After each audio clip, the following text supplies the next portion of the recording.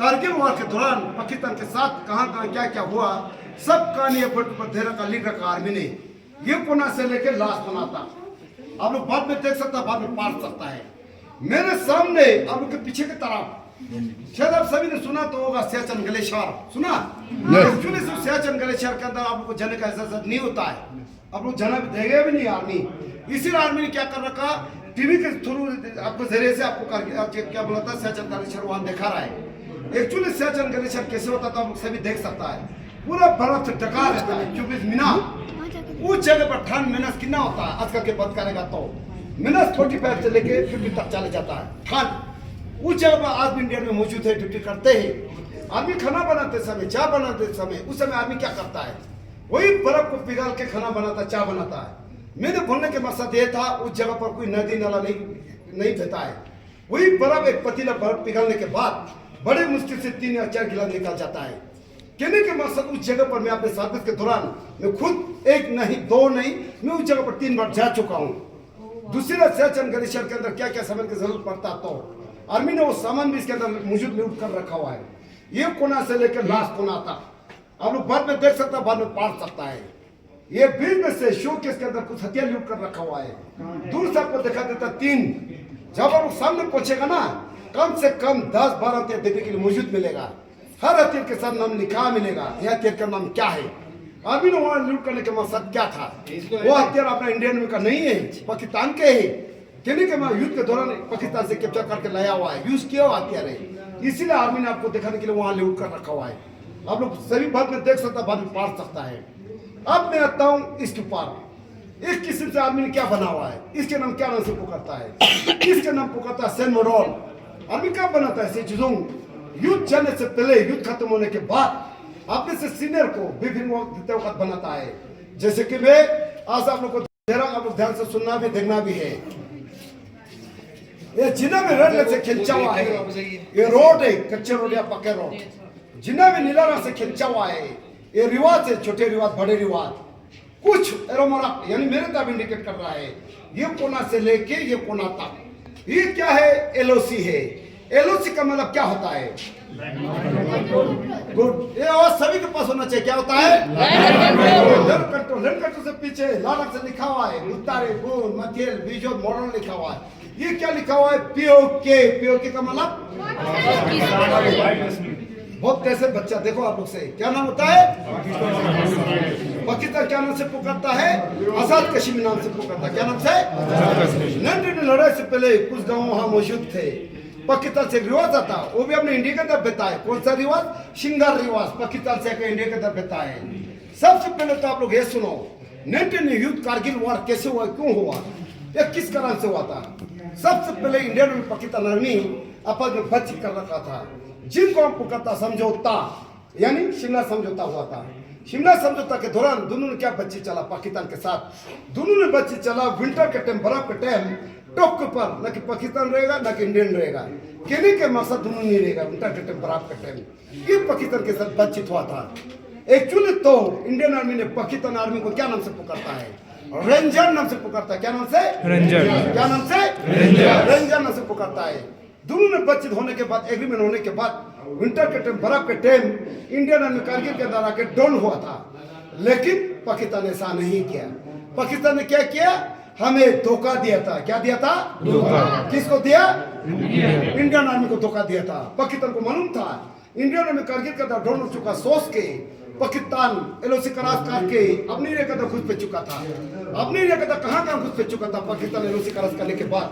शायद मेरे घर में आपने नाम सुना होगा, दराज सुना, क्या नाम सुना, दराज के अंदर तोलोलिंग 5140 टैगर हिल फॉरेस्ट टॉप के अंदर, कारगिल के अंदर कसर मद्दास 5608, बटालिक के अंदर यलदौर जुमाडेट मुंतोदालू खलोवर छोट बल्ला। टोटल पाकिस्तान बटालिक से लेके कारगिल से लेके दराज तक 134 किलोमीटर के एरिया का अंदर चुका था, अपनी एरिया के अंदर एलओसी क्रॉस करके 134 किलोमीटर। बाद में इंडियन को कैसे पता चला कि हमारे एरिया के अंदर पाकिस्तान घुस चुका है। बटालिक सेक्टर के अंदर एक सिविलियन थे लद्दाख के लोकोल चारबा, जो बेलबकरी चलाने वाला, जिनका नाम था टाशी नमग्याल था। क्या नाम था, क्या नाम था, उसी ने देखा, सिविल ने। सिविल कैसे देखा, वो चारबा होने से कारण से आप लोग तो होते रहते थे। एक दिन उन्होंने क्या किया, अपना बेलबकर लेके वो बटालियन से तो चाल पड़ा, वो कहाँ पहुंचा? यादव के टॉप के नीचे पहुंचा। यादव के टॉप के ऊपर सिविल ने क्या देखा? शुरू में सिविल ने देखा हरकत करते हुए 8 या 9 आदमी देखा, कुछ पठानों से बैंकअप बनाते हुए, बड़े लंबे चौड़े लोग, पठान ने सूट पहना हुआ था। उसके बाद सिविल को क्लियर पता चला ये पाकिस्तान की आर्मी है। सिविल ने क्या किया? अपना खुद का जान बचा के चुपचाप वापस आकर लौट के आके बटालियन सेक्टर के अंदर जाके आर्मी को खबर देना शुरू कर दिया। भाई आप लोग देख लेना टॉप के ऊपर पाकिस्तान है बोल के। आर्मी को खबर मिलने के बाद आर्मी ने क्या किया? सिविल के बातें सुन के एक पेट्रोलिंग टीम बना दिया था ताकि देखने के लिए, भेजने के लिए। पेट्रोलिंग जाने के लिए उस टाइम आर्मी ने किना चुना था? 10 जवान, एक टीम ऑफिसर भी चुना था।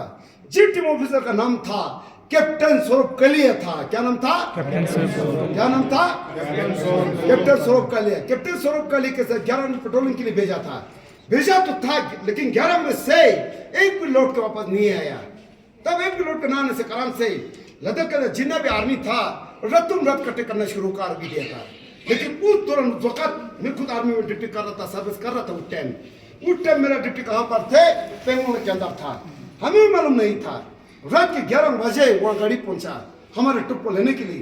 बोला कारगिल के अंदर युद्ध चलने वाला है, यहाँ ड्यूटी वाला रख के चलना शुरू करो। आर्मी के अंदर क्या होता है? आदेश, ऑर्डर, और क्या हो सकता है? रतुम रत जाने के बाद दूसरे दिन मॉर्निंग सुबह 4 बजे कारगिल के अंदर पहुंच गया था। लद्दाख का जितना भी आर्मी था कारगिल के अंदर पहुंच चुका था। उसी के बीच में मैं खुद मौजूद था।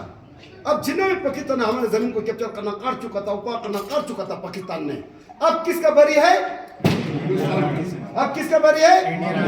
अब बारी इंडियन आर्मी का बारी है। सबसे पहले इंडिया में इकट्ठे होने के बाद, यानी कारगिल वॉर कहां से शुरू किया था इंडियन आर्मी ने? बटालियन सेक्टर से। बटालियन सेक्टर से युद्ध को क्यों शुरू किया था? क्योंकि हमारे कैप्टन सौरभ कली के साथ जो 11 में जो पेट्रोलिंग टीम गया था वो बटालियन सेक्टर गया था। दोबारा बटालियन सेक्टर लौट के वापस नहीं आया, इसीलिए युद्ध शुरू हुआ था बटालियन सेक्टर से। एक्चुअली ये युद्ध कब शुरू हुआ था? कारगिल वॉर 2 मई से शुरू हुआ था। कब शुरू हुआ था? 2 मई से। कहां से? बटालियन सेक्टर से। ये जगह में आर्मी ने रखा हुआ सफेद सगर आर्मी ने इसीलिए रखा हुआ था, ज्यादा हेड को पड़ता, ऊंचे जगह पर थे।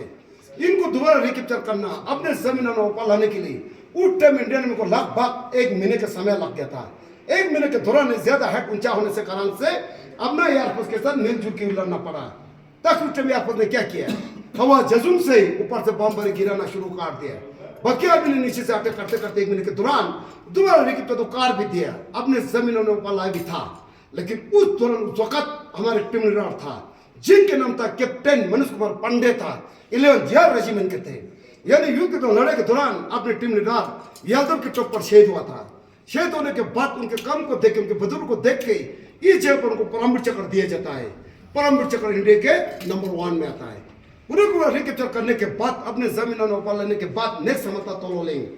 तोलोलिंग दोबारा रिकैप्चर करने का मेन मकसद क्या था? तोलोलिंग के नीचे से रोड आ रहा है, MH1 हेवे 1। ये रोड कहां से आ रहा है? ये रोड आ रहा है सीनार से आ रहा है। सीनार से होते दुजिला, दुजिला से दरास होते कारगिल, कारगिल होते लेह के साथ जोड़ रहा है। ये रोड कहां से आ रहा है? तोलोलिंग के नीचे से आ रहा है। यानी पाकिस्तान की निगरानी में थे रोड के ऊपर। अगर हमने तोलोलिंग दोबारा रिकैप्चर नहीं करने से आशीष पर कौन होगा? आप लोग बताओ, कौन होगा? आवाज नहीं आ रहा है। पाकिस्तान। कौन होगा? पाकिस्तान। क्या हमें सामने देगा? नहीं। ऐसा ना देगा? कभी नहीं। अगर हमने तोलोलिंग दोबारा रिकैप्चर नहीं करने से या युद्ध की लड़ाई के दौरान उस टाइम पाकिस्तान ने क्या करना था? ये रोड को कटअप करने के चक्कर में था। अगर कटअप कर भी दिया तो युद्ध के दौरान उस टाइम दिक्कत किसको पड़ना था? अपने इंडियन को दिक्कत पड़ना था, क्योंकि वहाँ युद्ध चल रहा है, अम्युनिशन पहुंचाना, एक तो हाईवे रोड भी है। इसीलिए तोलोलिंग दोबारा रिकैप्चर करना मेन मकसद था। तोलोलिंग दोबारा रिकैप्चर करने के लिए आर्मी ने क्या किया? एक टीम बना दिया, फिर एक टीम लीडर चुना। जिस टीम लीडर का नाम था कैप्टन विजन थपर था। क्या नाम था? क्या नाम था? कैप्टन विजन थपर। उस समय की उम्र कितना चल रहा है? 22 साल की उम्र था, 22 ये ऑफिसर थे। उनके फर्स्ट पोस्टिंग कहाँ मिला था? लद्दाख के अंदर। फर्स्ट पोस्टिंग लद्दाख के अंदर मिलने के बाद तोलोलिंग रिकैप्चर करने के लिए उनको टीम लीडर के लिए चुना गया था। टीम लीडर के लिए चुनने के बाद लड़ाई जाने से 1 दिन पहले उसने क्या किया? अपने खुद के फादर के नाम पर एक लेटर लेके छूट रखा था। अगर आप उनको लेटर पढ़ना चाहता, देना चाहता तो ये देवर के ऊपर मौजूद दे रखा खुद के फोटो के साथ। बाद में जरूर पढ़ के जाना क्या लिखा हुआ है। ये लेटर खुद के हाथों से लिखा हुआ लेटर है। तोलोलिंग रिकैप्चर के दौरान 22 साल की उम्र में इस जगह पर शहीद भी हुआ था। उस टाइम उनके फादर भी आर्मी के अंदर कर्नल थे। तोलोलिंग दोबारा रिकैप्चर करने के बाद नेक्स्ट समझता हूँ 514 से रिकैप्चर करना। सबसे पहले तो मैं आप लोग ये बताना चाहता हूँ, नहीं तो आप लोग के दिल में डर रहता है। आप लोग सोचता है नंबर क्या चीज दे रखा हुआ है। ये नंबर कोई जमीन के नंबर नहीं है, 49 मीटर हेड दे रखा हुआ है, क्योंकि इसके अंदर पहले से पाकिस्तान घुस पे चुके थे। इसीलिए इंडियन में को दोबारा रिकैप्चर करने के लिए ज्यादा समय लग गया था। अब हमारी बारी है, तोलोलिंग के बाद 540 कैप्चर करना है। 540 कैप्चर करने के लिए आर्मी ने क्या किया, फिर एक टीम बनाया, फिर एक टीम लीडर चुना। जिस टीम लीडर का नाम था कैप्टन विक्रम बत्तारा था। क्या नाम था? शायद आपने पहले भी नाम सुना होगा। क्या नाम सुना? आवाज नहीं आ रहा है। उसका दूसरा नाम भी था, क्या था? क्या नाम था? क्या नाम था? इसके लिए तो ये आवाज बहुत काम है। क्या नाम था? क्या नाम था? शेरशाह था। उनको टास्क दिया था 540 कैप्चर करने के लिए। 540 में कैप्चर तो कार भी दिया, लेकिन कैप्चर के दौरान खुद को भी 2 गोली लग चुका है। तब भी वो अपने की परवाह नहीं करता हो।